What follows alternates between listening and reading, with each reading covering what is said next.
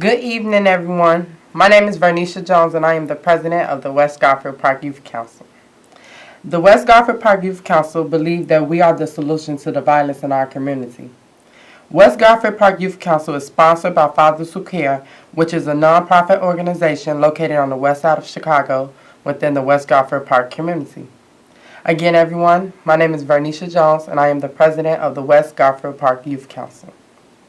The West Garfield Park Youth Council is comprised of 15 youth from our community whose focus and concern is the youth leadership and voice within the community and addressing the issues of violence prevention. We invite people from all over, especially youth, to come and see what we're all about. Our show will be scheduled every Thursday at 7 p.m. Again, that time is every Thursday at 7 p.m. We would like to encourage calls from people watching to leave their questions and comments at 312-738-1060. Again, that number is 312-738-1060. Our show can also be viewed online at www.cantv.org/live. Again, that website is www.cantv.org/live. Well, everyone, I know you notice a well-educated young man sitting inside of me. Instead of me introducing him, I will allow him to introduce himself. Thank you. I'm Louis Myers. I'm on the board of directors of Fathers Who Care, and I have been on the board, for the past years. I'm a practicing attorney for about 42 years here in the Chicago area now, and I'm an assistant professor of criminal justice at Chicago State University. And one of the things that I have, and I live on the west side of Chicago, by the way. Oh, I do too. That's right. And I am so happy and delighted to be involved with youth from my community. I'm proud of everybody, in particular the young people, the youth leadership that's working with Fathers Who Care, and they're working with us on our drug program, on our anti-violence program. And I appreciate you young folk for all that you're doing. And I am just proud to be able to pass on some of my experiences over the years. I've been involved in the civil rights and human rights movement now for more than 43 years. I started out as a youth council president of the NAACP when I was 15 years old, many years ago. And I understand the vitality and the importance of getting young African Americans, particularly on the west side, but throughout the country, involved in what is happening in our country in terms of our survival, in terms of our lives, in terms of the violence against our people, and in terms of coming with constructive and creative ideas of how do we build upon some of our, what some people might call our community defeats. Violence is a real problem. Drugs is a real problem. Some people say that our community is defeated by those two problems, but we're not. And I am just so happy to be a part of the energy, that West Garfield Park Youth Council has brought to our neighborhood. Yeah. Well, my name is Vernisha Jones. I'm currently a student at Malcolm X. I'm studying business. I'm the president of the West Garfield Park Youth Council. I'm 19 years old, finna be 20. And I'm just a young person on the west side of Chicago trying to make a difference and trying to do something different. And there's a lot to do on the west side of Chicago, but there's a lot to do in Chicago. I have worked with young folk from the south side. I have worked with young folk from the west side for more than 35 years. I worked with gang members. I came to Chicago some years ago, and I represented some very notable gang members. And we've been working in our communities on both the south and west side, talking about gang violence, community violence, talking about domestic violence, which is something that I really want our young people to get involved in, this issue of domestic violence. All of these things are important, and so that's why I'm excited that we have a forum to discuss this, where people can hear it, people can, see that if you have problems in the areas that we're talking about, give us a call. We can arrange to meet with you at our office. We can do seminars at your schools, in your communities. These young people should never be forgotten.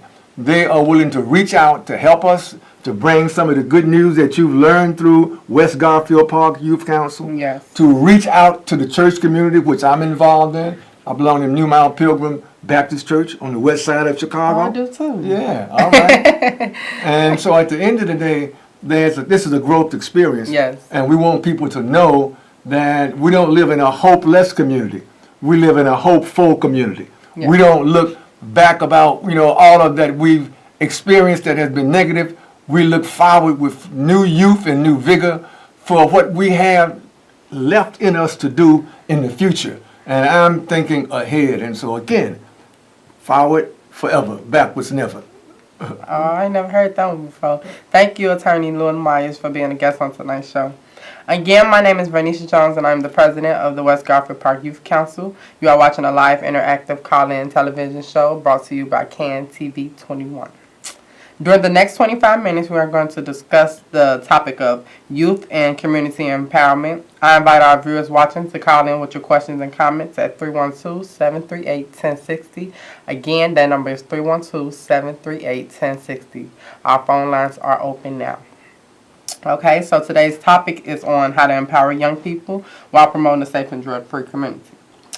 So tell us a little bit about yourself and your purpose. Well, let me just say, and let me speak in terms of my youthfulness. I came up in the youth movement. That's why I think this is so important. And I understand, and when I look at Black Lives Matter, when I look at other black youth organizations today, when I started out back in the 60s, I was with the Student Nonviolent Coordinating Committee. Mm-hmm. And that was, I started out as a youth leader in Nashville, Tennessee, even though my home is Houston, Texas. That's where I was born and raised. When I was growing up in Houston, at the age of 15, I was the NAACP Youth Council president. I led the closing down of my high school. And by the time I was 16, we had boycotted my high school, and that started my civil rights career. And I've been involved in the civil rights movement ever since. I later became the National Deputy Executive Director of the National NAACP out of Baltimore. At one point, I was the Chief Operating Officer of the National NAACP. Oh, okay. You had a lot of stuff going on growing up. Well, I don't know whether I stumbled into it or whether God put me on a mission or whatever. I've had tremendous experiences, but a lot of it has been working with youth. And I work with youth now because I'm a professor at Chicago State. And I have a classroom full of young folk who are energetic. Many of them are brilliant and have tremendous skills. And they have a desire to know what can they do to make life better.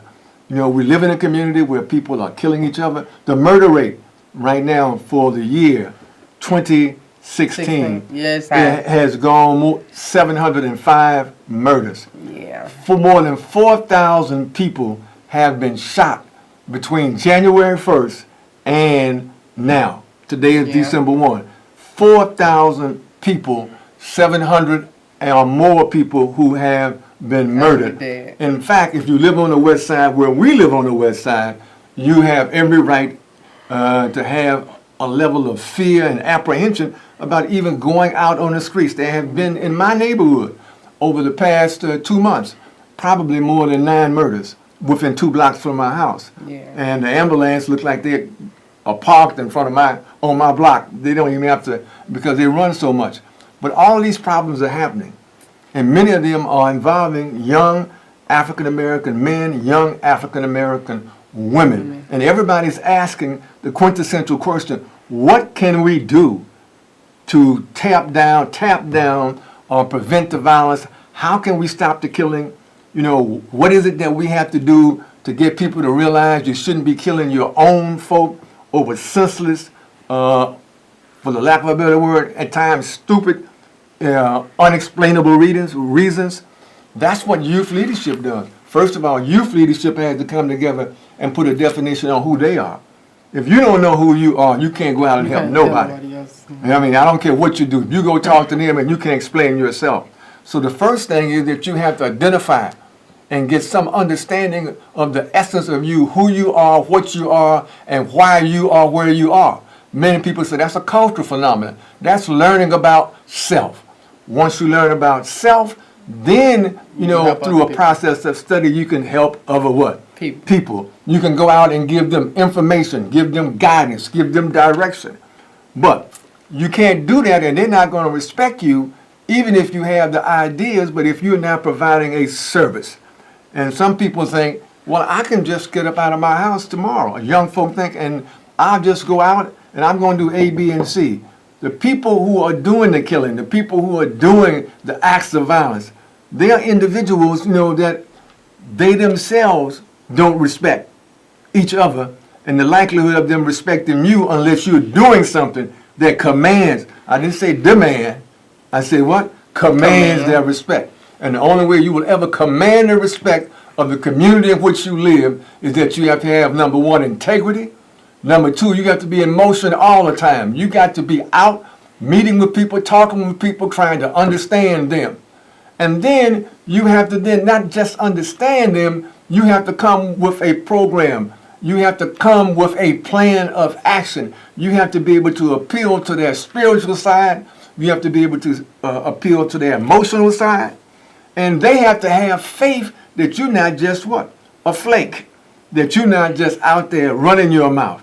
Because if you're trying to save them and a gunshot goes off and you take off running, then that's going to say more about you. Yeah. Because they want to know, are you willing to stand up for me? You coming here telling me this and you want me to do A, B, and C, but what are you willing to do? And many times, and this is going to be really shocking, there was a man by the name of Bonhoeffer. He was a German theologian, Lutheran, a product of the Lutheran Church. He said he had something saying, if you have not found something in essence that you're willing to die for, then you're probably not fit to live. Dr. King used to say it all the time. Young people, if you really want to get involved, then you have to come with your whole life.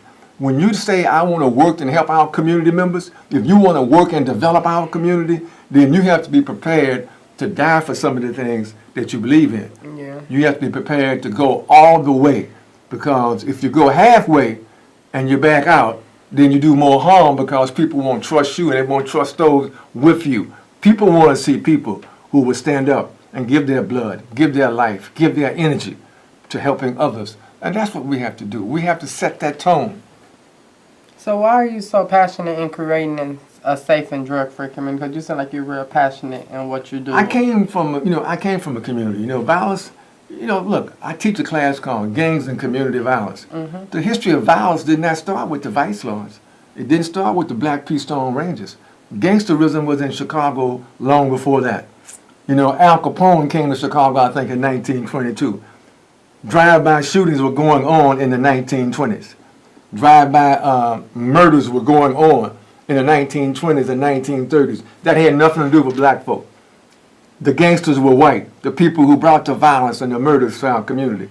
We got involved as a community in the late 50s and early 60s. But here's my point.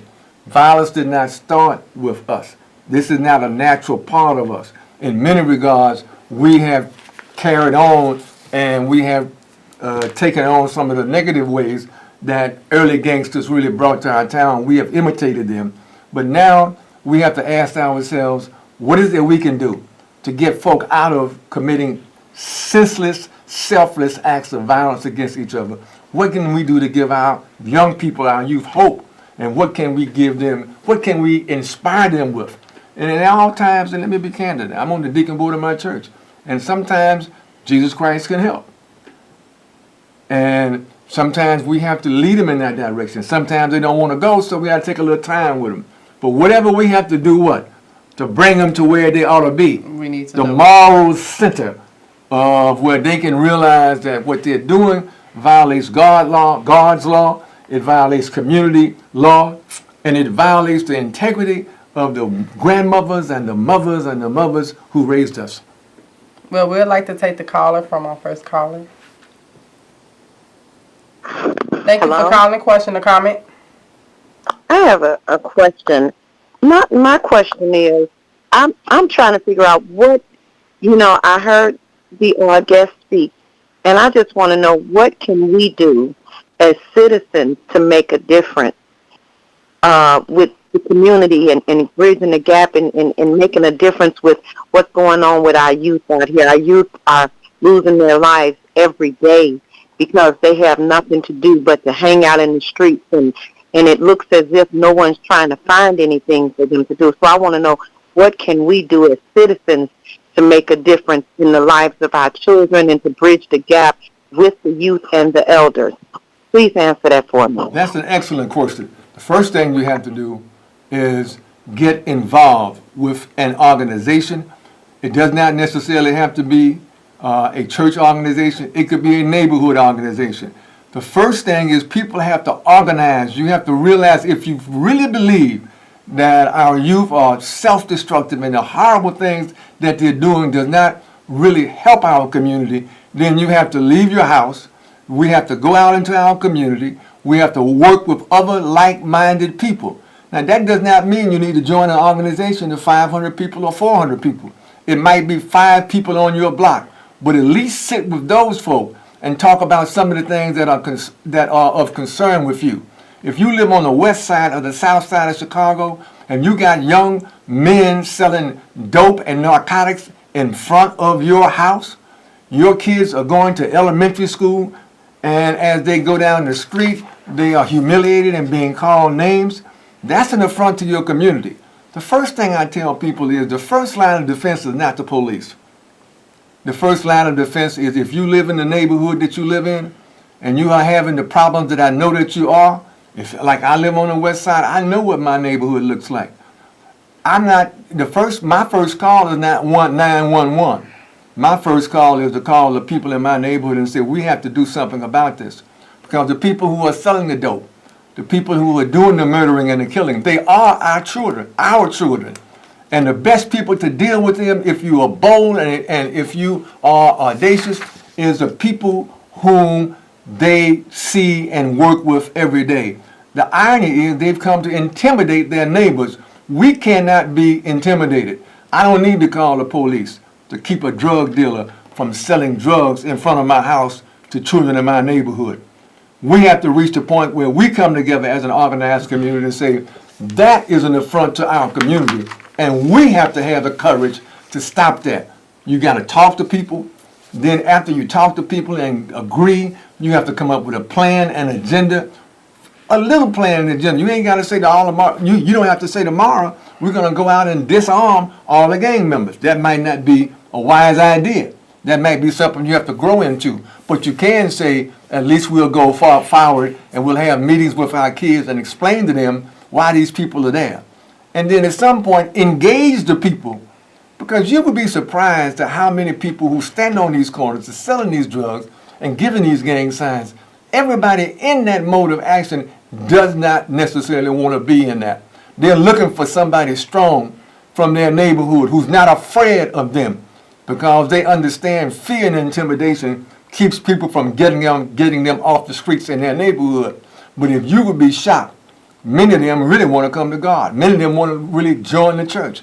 We have a men's ministry at New Mount Pilgrim Church.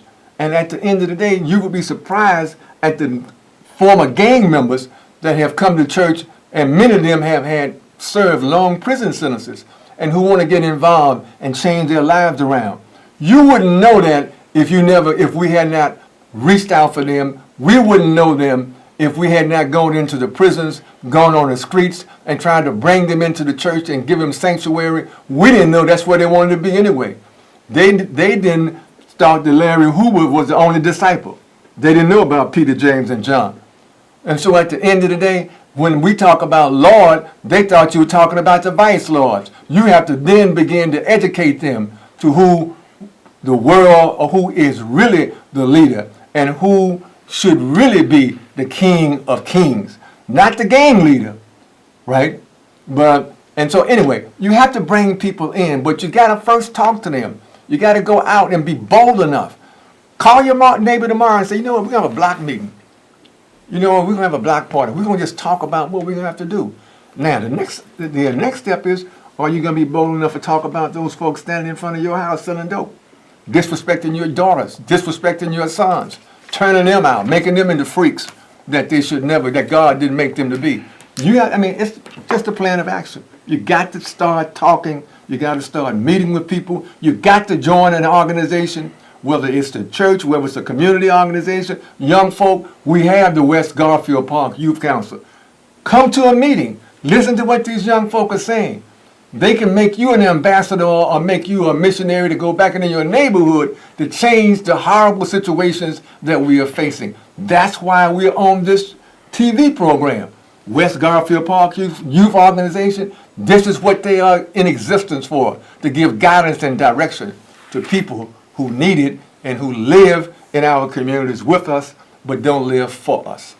And the West Garfield Park Youth Council meets every Monday at 4:30 to 6:30 at 4540 West Washington. We have meetings every Monday, and if you want any more information about it, you can call us at 773-287-5821. Again, that number is 773-287-5821, and we meet every Monday from 4:30 to 6:30 at 4540 West Washington.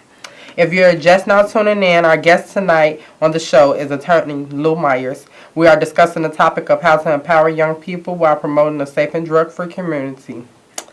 And then, so we're in our last 5 minutes, so we're going to drop down to asking you about, do you know about any programs on the west side of Chicago where youth can go to start getting help, like youth that want to make a difference in the community? Any programs they can go to? There are a number of social service agencies, and what we're going to probably have to do, there are more than you ever imagined. Most folks don't really know that. They just think that there are no programs. In fact, the problem is there are so many programs until we have to outline them and tell them people where to go. And that's one of the things that the West Garfield Park Youth Council, come to our meetings, and we'll give you a list of places, right?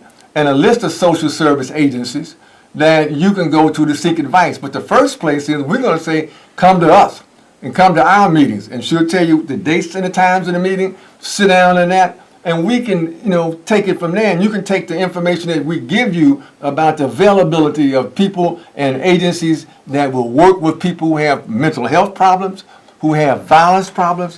All that is in existence, and it's something that we have taken some responsibility to kind of get the information out there. So what are you currently working on to empower young people in the city of Chicago? Well, I am currently working with youth organizations like the West Garfield Park organization. I travel around across the city. We have just put together a domestic violence women's clinic at Chicago State University. We are putting together a clinic on bridging the gap between law enforcement officers and like the police. All of these are involving young people who are developing creative and constructive ways to address the problems of violence, violence within our community, violence between the police department and our community. All those things are going on. We actually at Chicago State University, starting in January, we're going to have seminars almost monthly on reentry, helping individuals who have had contact with law enforcement who may have gone to prison, may have gone to jail. How do they reintegrate themselves into our communities once they get out of jail? And it has been very successful, and I've been working with reentry programs, all of these kinds of programs. The next time they'll be come on, we're going to have dates and times where you can come and meet with us. School is letting out at Chicago State. We start back in January. And starting in January to the end of April, we're going to be meeting on the issue of domestic violence. Number one, the issue of community violence. Number two, we're going to be talking about the relationship between women who have been abused in domestic violence situations. That's a very real problem. Yeah. And we're going to be having women's seminars where they will come together. And we're going to talk to them about what their remedies are and what can be done. You may live in a home where a man is beating up on a woman, or somehow some member of your family is abusing somebody in your family, which is causing trauma for the young people in your home, causing trauma for you. You may be the one. 1 in 4 women have at some time been the victim of violence in their home. All that we're doing. So do you have any last words for our viewing audience on this last minute we have? Please, West Garfield Park Youth Council, tell them when our meeting is.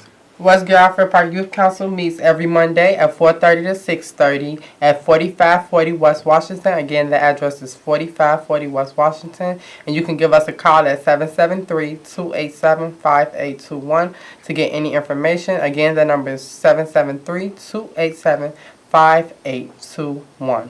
And let me say this. And the leader of our organization, executive director, is Reverend Reverend Walter Jones, a brilliant, dynamic community organizer who has a dedication to our young people and a dedication to our community. I'm so proud of him. So we couldn't leave without saying we have adult leadership, but he has the brilliance to understand the adult leadership means nothing if you don't have young folk involved. Well, thank you, and tune in next week, same time, same station. Have a good night.